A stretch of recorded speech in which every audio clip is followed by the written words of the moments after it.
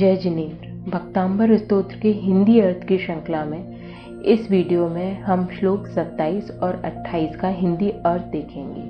श्लोक 26 तक का हिंदी अर्थ का लिंक डिस्क्रिप्शन बॉक्स में दिया गया है। आइए शुरू करते हैं श्लोक 27।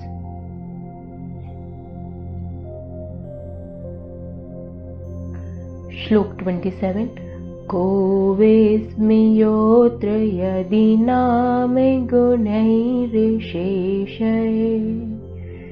त्वं संश्रितो निर्वकाशतया मुनीश दोषैरुपात् विविधाश्रयजात गर्वैः स्वप्नान्तरेऽपि न कदाचित् पीक्षितोऽसि।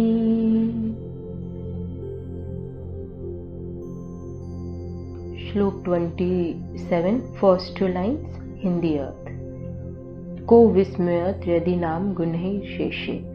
को यानी कि क्या,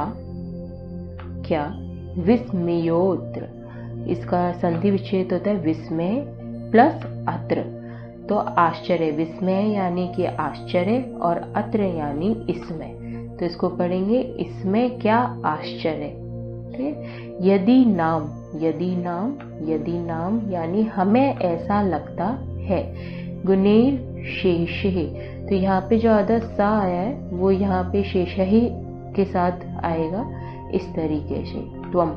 ठीक है, तो ये हो गया गुणः प्लस अशेषहि प्लस त्वम।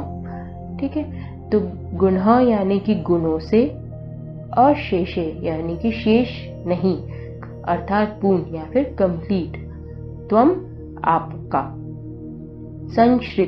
संश्रितो आश्रय प्राप्त करना। निर्वकाशतया मुनीषा जो मुनीश्वर के ईश यानी जिनेन्द्र भगवान। निर्वकाशतया अन्यत्र अवकाश या आश्रय न मिलने से। तो इसका हिंदी अर्थ देखते हैं कि हे मुनीश्वर, इसमें क्या आश्चर्य है कि अन्यत्र आश्रय न मिलने से। अन्यत्र आश्रय कहाँ आया था? निर्वकाशतया मुनीषा, तो हे मुनीश्वर पहले आया। इसमें क्या आश्चर्य, हमने फर्स्ट लाइन से लिया कि अन्यत्र इसमें क्या आश्चर्य है कि अन्यत्र आश्रय न मिलने से सभी सद्गुणों ने आपका आश्रय प्राप्त कर लिया है, और इसलिए हमें ऐसा लगता है कि आप गुणों से पूर्ण है, आप में सारे गुण आप में ही। नेक्स्ट टू लाइन्स हिंदी अर्थ। श्लोक 27।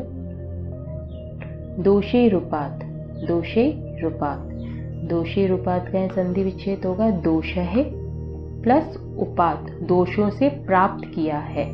विविधाश्रय, विविध प्लस आश्रय, विविध यानी अनेक और आश्रय सहारा लिया है। ठीक है, जात गर्वे, जात यानी जन्म लिया है, गर्वे गर्व होना, अभिमान होना।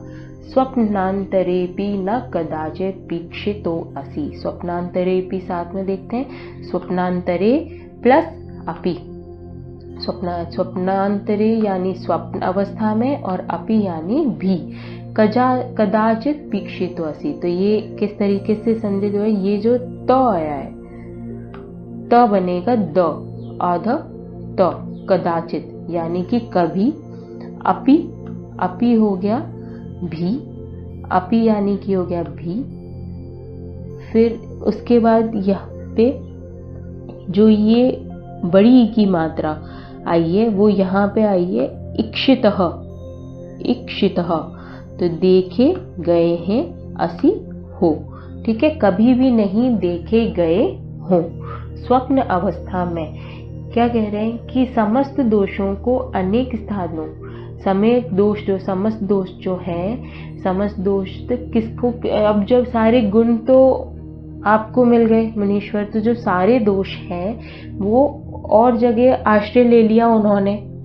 ठीक है, यानी कि सरागी देवों में आश्रय मिल गया उनको, और ऐसे दोषों को प्राप्त करके उन्हें गर्व हो गया है, उन्हें गर्भ ने जन्म ले लिया है उनका, पर ऐसे दोष पर। श्लोक 27 कंप्लीट हिंदी अर्थ।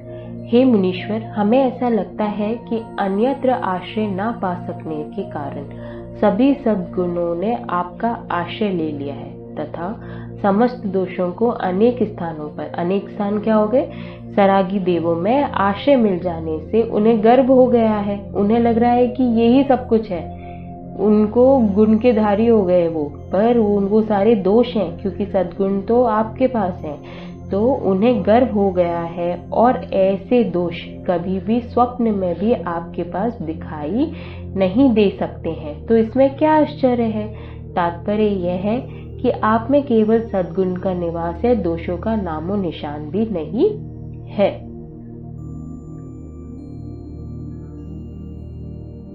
श्लोक 28, यहाँ से भगवान के जो 8 प्रातिहार्य होते हैं उनका वर्णन शुरू होता है। सबसे पहले अशोक वृक्ष का वर्णन है इस श्लोक में।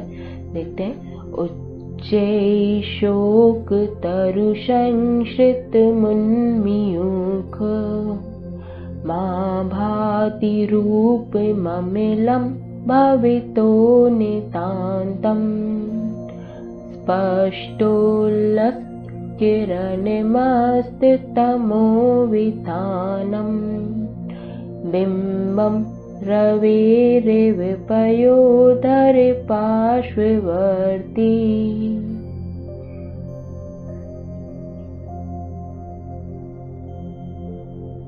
श्लोक 28 फर्स्ट 2 लाइन्स। उच्च शोक, तो ये उच्च है प्लस अशोक, यानी कि खूब ऊंचा शोक नहीं है। जिस वृक्ष के नीचे बैठकर कोई शोक नहीं, अशोक वृक्ष जिसे कहते हैं। तरु यानी कि वृक्ष, संश्रित मुन्मियुखम, ये जो माभाती है इधर से मियुखम के साथ माँ आया है, तो संश्रितम यानी कि आश्रय लिए हुए, उन मियुखम ऊपर की ओर किरणें बिखेरता हुआ। आभाती, यहाँ पे म उधर चला गया तो ये बना आभाती, यानी कि शोभित होता है या फिर शोभायमान होना। रूप ममलम, रूपम प्लस अमलम, स्वरूप या तन, स्वरूप। अमलम निर्मल, उज्जवल, जो मल रहित है। अमल यानी मल रहित, निर्मल या उज्जवल। भवतो आपका, अत्यधिकता से, नितांतम यानी अत्यधिकता से। तो क्या कहना चाह रहे हैं कि ऊंचे अशोक वृक्ष के नीचे जब आप विराजमान हैं, ऊंचे वृक्ष के नीचे जब आप विराजमान हैं या फिर आपने आश्रय लिया हुआ है, उसके नीचे विराजमान आश्रय लिया हुआ है, तब आप निर्मल उज्जवल स्वरूप, तब आपका निर्मल और उज्जवल स्वरूप देह ऊपर की ओर किरणें बिखेरता हुआ आपका स्वरूप अथवा आप अत्यधिक शोभायमान हो रहे हैं। ठीक है, तो आपका जो स्वरूप है वो निर्मल है और उज्जवल है।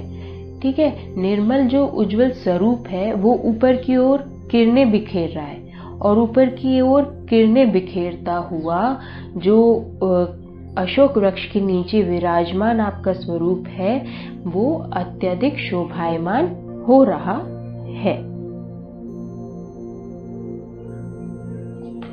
नेक्स्ट 2 लाइन्स हिंदी अर्थ। स्पष्टोल्लस, यहाँ पे ये आया स्पष्ट प्लस उल्लसत।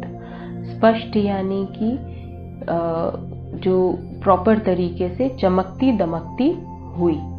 किरणम अस्त, किरणम प्लस अस्त, किरणों वाला, नष्ट करना। ठीक है, तमो, तम प्लस तमो यानी अंधकार, वितानम विस्तार, बिंबम बिंब, रवेरिव सूर्य का, रवि मतलब सूर्य का, और इव यानी समान, यानी कि सूर्य के समान। पयोधर बादल, पार्श्ववर्ती समीप रहने वाला। तो यहाँ पे सूर्य के समान, जो हमने फर्स्ट लाइन में देखा कि जिस तरीके से भगवान जो इतना ऊंचा फैला हुआ अशोक वृक्ष है, उसके नीचे जब भगवान विराजमान हैं, जिनेंद्र भगवान विराजमान हैं, तो उनका जो निर्मल स्वरूप है, इतने घने वृक्ष के नीचे होकर भी, उसके सराउंडिंग में होने की वजह से भी, कारण ये है, मतलब है वो वृक्ष है, पर फिर भी प्रभु का स्वरूप इतना निर्मल है कि वो शोभायमान हो रहा है, वो इतना चमक रहा है। जिस तरीके से, किस तरीके से कि सूर्य बिंब अपनी चमकती दमकती हुई किरणों से स्पष्ट रूप से ऊपर की ओर फेंकता हुआ अंधकार के विस्तार को नष्ट कर बादलों के बीच रहकर शोभायमान होता है। चारों तरफ बादल घिरे हुए हैं, जैसे कि अशोक वृक्ष घिरा हुआ है और भगवान बैठे हैं, विराजमान हैं, उसी तरीके से चारों तरफ बादल घिरे हुए हैं और सूरज है, तो सूरज उनके समीप रहकर चारों तरफ से उनके समूह से घिरे होने के बावजूद भी स्पष्ट रूप से चमकता हुआ, अपनी किरणों को स्पष्ट रूप से फेंकता हुआ अंधकार को नष्ट करता है।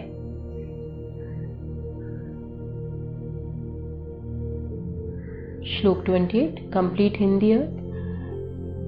इस श्लोक में तीर्थंकर के प्रथम प्रातिहार्य अशोक वृक्ष का अलंकारिक शैली में वर्णन करते हुए कह रहे हैं कि हे भगवान, जिस प्रकार सूर्य बिंब अपनी चमकती किरणों को स्पष्ट रूप से ऊपर फेंकता हुआ अंधकार समूह को नष्ट कर सघन बादलों के समीप या फिर बीच में रहकर शोभायमान होता है, उसी प्रकार से आपका उज्जवल स्वरूप ऊपर की ओर अपनी किरणें बिखेरता हुआ ऊंचे अशोक वृक्ष के नीचे विराजमान अत्यधिक शोभायमान हो रहा है। जब भी हम कल्पना करें भगवान की, तो इसी तरीके से करना चाहिए कि भगवान बैठे हैं अशोक वृक्ष के नीचे और उनके स्वरूप में से किरणें निकल रही हैं और अति सुंदर प्रभु लग रहे हैं। नमोस्तु भगवान, नमोस्तु।